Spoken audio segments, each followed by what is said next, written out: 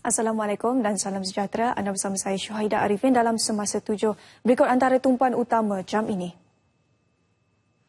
Polis menubuhkan pasukan ala Strike Force Trafik bagi membantu polis kontingen Negeri Sembilan, Melaka dan Johor melakukan pemantauan di kawasan yang kerap berlaku kemalangan dalam Ops Selamat 8 2016 bersempena Tahun Baru Cina. Ketua Polis Negara Tan Sri Khalid Abu Bakar berkata penubuhan pasukan itu merupakan projek perintis polis yang akan berpengkalan di Muar Johor. Pasukan itu akan bergerak secara berkala ke lokasi yang mempunyai kadar kemalangan dan isu trafik yang tinggi di kawasan Zon Selatan. Ia juga sebagai isyarat polis melaksanakan penguatkuasaan penuh kepada pengguna jalan raya yang melakukan kesalahan trafik sepanjang Ops Selamat 8 berlangsung.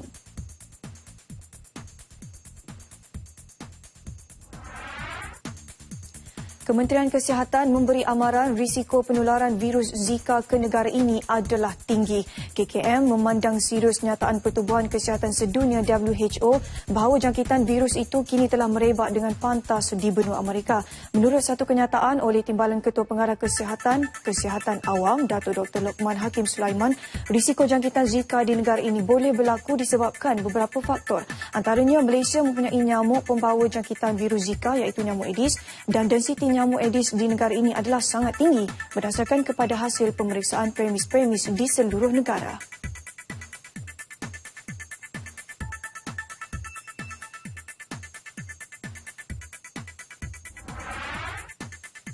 Jabatan Pengangkutan Jalan JPJ telah mengenal pasti beberapa lokasi pergerakan lori hantu dan akan bertindak dalam masa terdekat. Pemantauan kini tertumpu di lokasi tapak pembinaan. Jelas Timbalan Menteri Pengangkutan Dato' Abdul Aziz Kaprawi, tindakan tegas akan diambil terhadap lori hantu berkenaan. Sekiranya syarat pemilik lori hantu tidak mahu dikenakan tindakan undang-undang, mereka perlu mendaftarkan lori tersebut.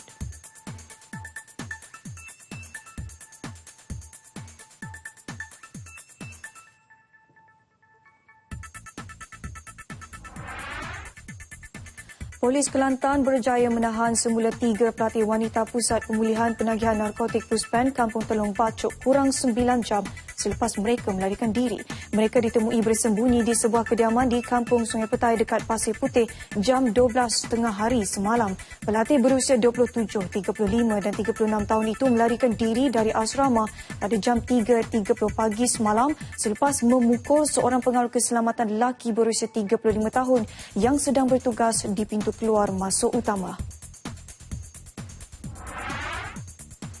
Badan Amal dan Kebajikan Isteri-Isteri Menteri dan Timbalan Menteri Bakti menyampaikan sumbangan RM100,000 kepada Yayasan Institut Jantung Negara. Sumbangan yang disampaikan oleh Yang di-Pertuan Bakti Datin Rosmah Mansur itu bertujuan meringankan beban golongan pesakit wanita menjalani rawatan jantung.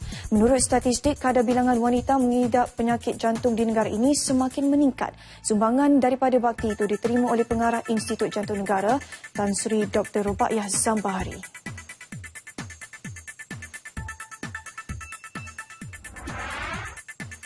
5 jenis tarian etnik di negara ini iaitu tarian Cempaka Sari, tarian Rebin, tarian Odisi, tarian Magunatip dan tarian Rejang Be'oh akan dipaparkan dalam siri kedua koleksi stem tarian tradisional oleh Pos Malaysia. Koleksi ini akan dilancarkan pada 3 Februari depan di semua pejabat pos.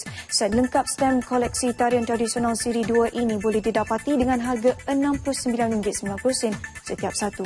Penerbitan stem ini merupakan kesinambungan daripada koleksi stem tarian tradisional yang pernah dikeluarkan pada tahun 2005 yang memaparkan tarian zapin, asyik, kipas dan payung.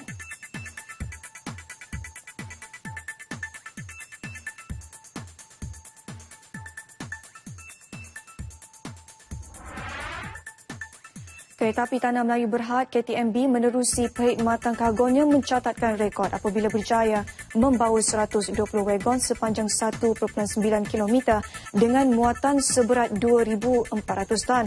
Wagon terpanjang di Asia Tenggara ini dicatat di dalam Malaysia Book of Record mengatasi rekod pada tahun 2010 dengan larian train yang hanya membawa 50 wagon. Perjalanan kereta api kargo yang dikenali sebagai Blue Tiger tersebut mengambil masa 11 jam dari Pelabuhan Kelang ke Padang Besar Perlis.